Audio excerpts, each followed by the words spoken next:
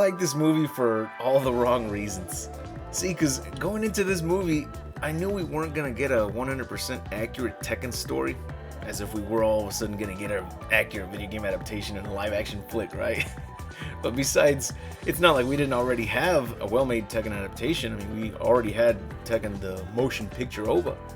So I went in with these things in mind for this flick. Just give me accurate character appearances. I want to see them use the same fighting style that they use in the games, and that the fight scenes are well choreographed.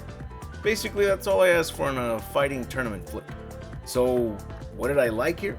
For starters, Jin Kazama is played by John Fu. He performs his own stunts, which you gotta respect. Not only that, but he also played Ryu for a short film based on Street Fighter.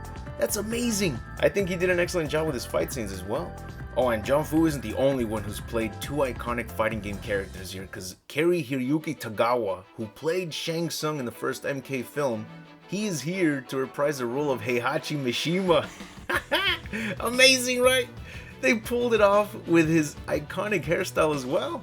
It's not 100% like how it looks like in the games, but it's a much more realistic version of what it would look like in real life.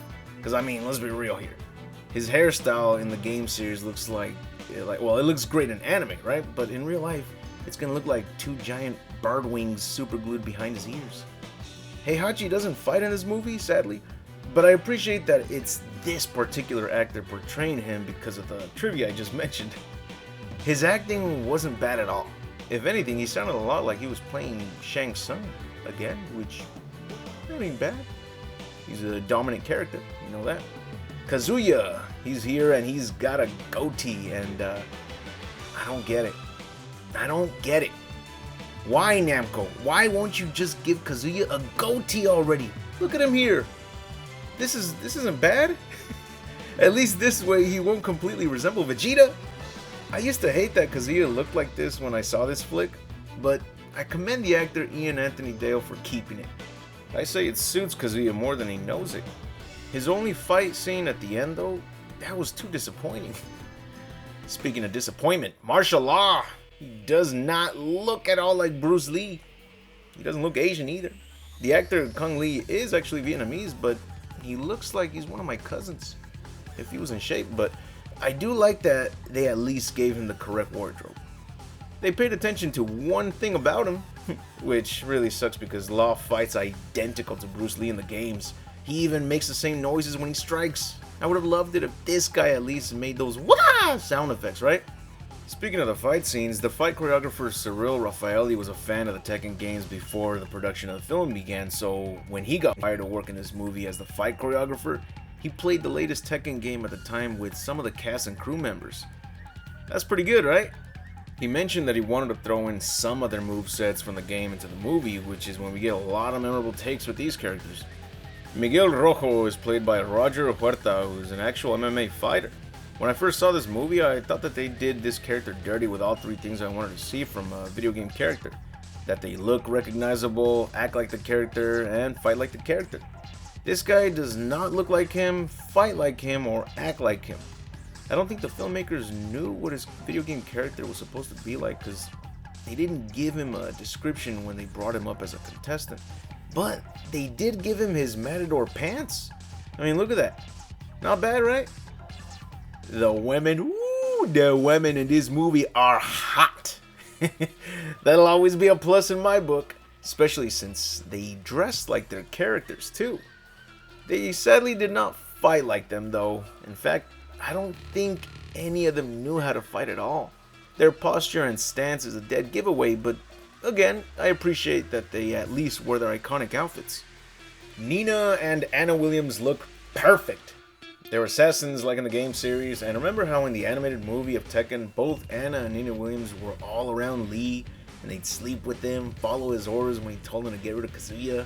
Well, here in the live action movie, we see Kazuya with the assassins both on his side, sleeping with him, and following his orders when he sent them to eliminate Jin before his next fight. Darren Henson as Raven! Look at that appearance! They gave him his facial scars and everything. He never even removes his shades as well. It is phenomenal. I wonder why they went with his alternate color version though. Still looks fantastic. Raven has one fight scene. That's against Eddie Gordo, played by Lateef Crowder, who too is awesome. Literally every single Tekken fan before this movie was out, we all wanted to see Lateef Crowder play Eddie Gordo in a live-action Tekken flick. And this movie gave it to us. They gave us that wish. I bet Lateef was like, damn, this is awesome. All I gotta do is be myself. Both actors resemble the characters in the game, the backgrounds look fascinating, and their fight choreography was stupendous. Sergei Dragunov is in this movie, and they went with Anton Kasabov, who is a Taekwondo master. So naturally, before watching this movie, I immediately was like, what? Why didn't he just play Bak Dusan, or even Hwoarang? But then I saw what happens to Dragunov in this movie against Brian Fury, and damn! They happen to fight after Kazuya announced that performing fatalities was A-okay all of a sudden. But you know what? In this movie, they went attention to detail with some characters, like how Kazuya has that cheek scar, Raven as well, that X scar. So I was thinking, what if Dragunov actually survived this, and that's how he ended up with his facial scars like in the game? Brian Fury, played by Gary Daniels, ended up being one of the best characters since he was very accurate to the character in the game series. He did a great job as Brian Fury. The dude was menacing. They even stuck with his actual character bio. He's a man with machine parts in his body which give him incredible strength. Then we got Luke Goss as a fantastic, underrated actor. You might remember him as Prince Nuada in Hellboy 2 and Nomak in Blade 2. Yep, he's a hell of an expert in martial arts and performing his own stunts. He plays Steve Fox in this movie, but they didn't give him a single fight scene. I guess unless you want to count him taking on a handful of Jack goons. I feel like they definitely missed out on giving him at least one fight scene against a particular character. I haven't seen him as a boxer before, so it would have been great to see Luke Goss kicking ass as a boxer in this flick. But instead here, he's Jin's coach. That ain't bad. They acknowledge that he used to fight, so at least it's not like he's only Steve Fox in name. Yoshimitsu, played by Gary Stearns, did a fantastic job as well. This guy was incredible. I mean, one thing that's also fantastic about this guy is that the dude is a fan of Tekken as well. In fact, his favorite character is Yoshimitsu, and he got to play him.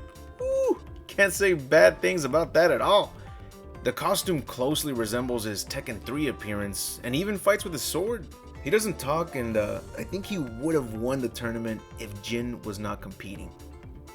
Jun Kazama is played by Tamlin Tomita, and like in the game series, she trained her son Jin to become the martial arts expert that he is, so I'd say she became as accurate to her character as she could be in a live action. Well, a live action version of Tekken if it tried blending reality with these characters. That's one thing that I didn't mind about these characters here in this movie. They're very much grounded to reality. No one can dodge bullets or catch a tomahawk with their teeth. It's all just about their martial arts skills. And that is what I love about Tekken itself, because we're not going around doing, projectiles and all the kind of shit that you can do in Street Fighter and the King of Fighter series and, other game series, right? Honestly, I wish that the characters in the game series, and I'm probably the only one saying this, I wish that the characters in the game series were also grounded in reality. Because that's the thing that got my attention to the series. The fact that everyone is an expert in their own martial arts style, and none of them are going around shooting projectiles out of thin air.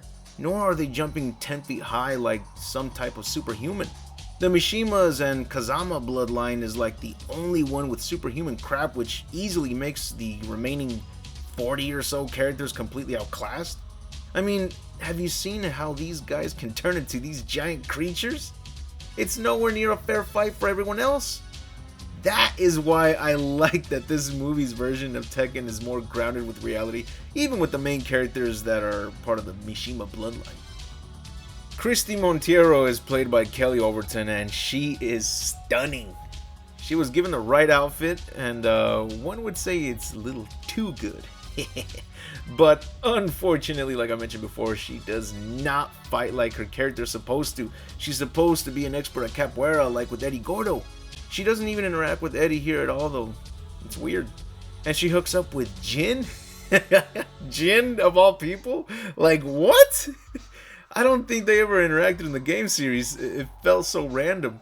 But it also makes Jin a baller, because in the beginning of the movie, he's got a girlfriend, and once he enters the tournament and sees Christy, well, sees her feet first, he never brings up his girlfriend at all.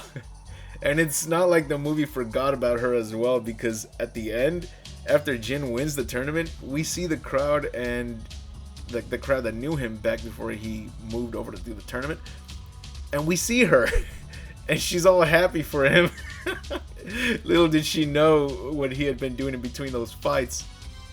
It's just funny because Jin is super shy in the games. Nobody would ever hang out with his weird, quiet ass, for sure. But this Jin, this dude is someone you'd likely want to hang out with. A quick mention about the production. I love that they went with a full set design. No green screens. At least none that were noticed whatsoever. And I saw the behind the scenes as well, and I didn't see a green mat whatsoever. Or a green sheet. And I love that they redecorated the ring every time there was a new fight going on. It makes the appearance of a new stage, like in the games, basically. Another thing I love about the fights is that they include battle damage. Yes! Battle damage is very important in a fight scene. It just lets you know how much of an ass kicking someone is dealing or receiving. This movie goes beyond battle damage as a plus, because halfway through the tournament, they just said, fuck it, let Mortal Kombat begin, and opponents are now allowed to perform fatalities. This is just, it's too great, man. Like, if you think about it, this movie gave us Tekken, the rated M edition. Oh, and one more thing I gotta point out as a major positive of this movie, well, at least for me, it would be that we get lots of examples of how the world is like in this movie.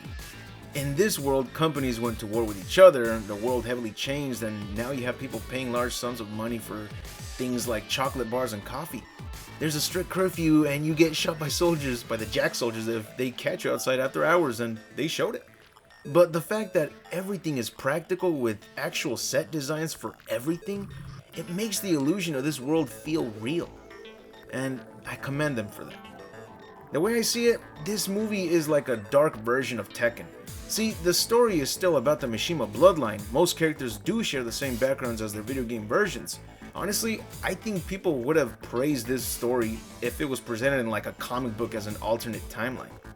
Also, another thing to note about this movie and the previous Tekken movie is that in the previous one, Kazuya was working his way up the ranks while Lee tried continuously to prevent him from winning. Then, when he reached the top, Lee personally tried to take him down but failed easily, getting humiliated after all. And here, it's Jin who's working his way up the ranks while Kazuya tries constantly to prevent him from winning. Then finally by the end, he is forced to personally fight him and comes off getting easily beaten, which, losing that quickly to an extremely injured Jin Kazama, means it was a humiliating defeat. Anyways, there you have it. Those are my reasons why I enjoyed watching this movie. I love martial arts movies, and to me, this one ain't bad. I'm glad I was able to find the DVD version with the slip cover, because it's got this shiny coating, some of the textures stick out. It's a beauty.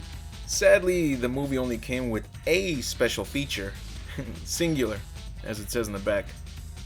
Well, not really though, because if you pop it in, it includes the trailer, so if you're still wondering how could I possibly like this movie, well, here's another reason, because this one exists. That's it for the video. Thank you all for taking the time to watch this video, and if you truly enjoyed it, be sure to leave a like and subscribe if you want to see more content from this jabroni. I cover lore videos, facts, movies, and game reviews, all based on my favorite franchises such as Resident Evil, The King of Fighters, Mortal Kombat, Celebrity Deathmatch, The Mask, Dragon Ball, The Terminator, TMNT, and more. I'd like to give a very special thanks to all my Patreon supporters. This video is for you, and I hope you like seeing your name at the end credits of this video. And if you too would like to see your name at the end of a new vid, be sure to join my Patreon, where you also get to receive exclusive videos and updates such as new art panels for my Resident Evil Outbreak comic that I'm working on. Anyways, I'll see you all in the next video, and remember to have an awesome day.